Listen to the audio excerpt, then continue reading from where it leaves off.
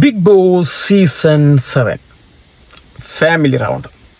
അങ്ങനെ ആദിലയുടെയും നൂറയുടെയും ഫാമിലി എത്തി ബിഗ് ബോസ് ഹൗസിൽ.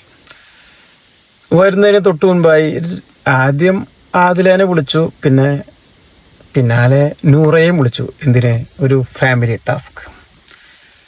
അങ്ങനെ രണ്ടുപേരും ടാസ്ക് നടന്നുകൊണ്ടിരിക്കില്ല. ഇടയ്ക്കിടയ്ക്ക് TV മോണിറ്ററിൽ നോക്കുന്നുണ്ട്. കാരണം ആദിലയ്ക്കും നൂറയ്ക്കും തൻ്റെ ഫാമിലിയിൽ നിന്ന് ആരെങ്കിലൊക്കെ വരണം എന്ന് ആഗ്രഹിച്ചിരുന്നു. എങ്ങനെ വരാനാ? അതൊക്കെയല്ലേ കാട്ടിക്കുട്ടി വെച്ചേക്കണേ. കാരണം അത്രമാത്രം വിഷമിപ്പിച്ചിട്ടുണ്ട് ആ രണ്ടുപേരും അവരവരുടെ ഫാമിലിനെ. അത്രമാത്രം വേദനിച്ചിട്ടുണ്ടാവും അവർക്ക് രണ്ടുപേർക്കും. ഇവര് ഓർത്ത് കാണില്ല. കാരണം ഇവരെ വളർത്തി വലുതാക്കി ഈ ലെവൽ വരെ എത്തിച്ച നൂറ തന്നെ പറഞ്ഞിരിക്കുന്ന മറ്റൊരു കാര്യം, നൂറയുടെ പേരാണ് സൂപ്പർ മാർക്കറ്റിന് ഇട്ടിരിക്കുന്നത് എന്ന് പോലും. അപ്പൊ അത്രമാത്രം ഇവരെ സ്നേഹിച്ച ഇവരുടെ കുടുംബത്തെയാണ് വെറുപ്പിച്ചത്.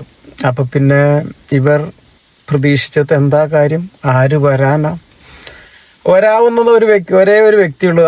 ആർക്കും എവിടെ എന്ത് വിഷയം ഉണ്ടായാലും ഒരേ ഒരാൾ, ഒരേ ഒരു നാഥൻ, ഇവരുടെ നാഥൻ. അതെ, അവരുടെ ഫ്രണ്ട് ദിയസന വന്നു. ഇവര് മോണിറ്ററിൽ കണ്ടിരുന്നു. ഇവർക്ക് മനസ്സില്ല, മനസ്സോടെയാണ് ആ ടാസ്ക് പിന്നെ ഇവർ ചെയ്യുന്നത് കണ്ട. എന്തിനു വേണ്ടിയിട്ടാണെന്ന് ഇവർക്ക് തന്നെ താല്പര്യം ഉണ്ടായിരുന്നില്ല സത്യത്തിൽ. ടാസ്ക് കഴിഞ്ഞ് വന്നപ്പോൾ ആദ്യം തന്നെ ചോദിച്ചത്, നിങ്ങളെ കാണാൻ വേണ്ടിയിട്ടാണോ ഞങ്ങൾ കഷ്ടപ്പെട്ട് ഇത്രയും ടാസ്ക് ചെയ്തതാണ്. അപ്പൊ അതിന്റെ അർത്ഥം നൂറയ്ക്കും ആദരയ്ക്കും വലിയ താല്പര്യമൊന്നും ഉണ്ടായിരുന്നില്ല ദിയസനയോട്. എനിവേ വന്നു, കണ്ടു, ഫ്രണ്ട്സിനെ കണ്ടു, പോയി. അതൊക്കെ നാടകങ്ങളൊക്കെ കഴിഞ്ഞു. അങ്ങനെ ദിയസന പുറത്ത് വന്നപ്പോൾ ഏതൊക്കെയോ ചാനലിനോട് പറയുന്നത് കേട്ടു. അവർ പുറത്തു വരുമ്പോൾ അവരെന്തൊക്കെയോ പറയും, എന്തൊക്കെ ചെയ്യുന്നു.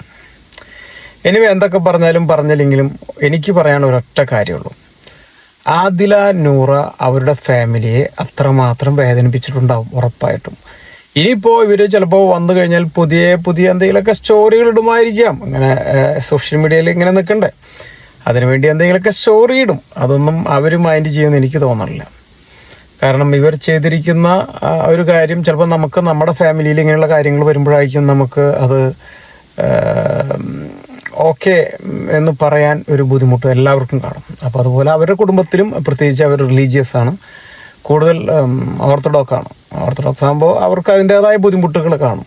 അവർ ഒരുപാട് വീഡിയോകൾ ഈ ദിവസങ്ങൾ പുറത്തു വന്നിരുന്നു അവർ സംസാരിക്കുന്നതും നൂറയുടെ ഉമ്മയും അവരൊക്കെ ആയിട്ട്. പക്ഷെ അപ്പോൾ അതിൽ നിന്നൊക്കെ ഇവർ ഒരുപാട് വിട്ടുപിരിഞ്ഞ് പോകുന്നതാണ്. ഇപ്പൊ പിന്നെ വേദനിച്ചിട്ട് കാര്യമില്ലല്ലോ. എന്ത്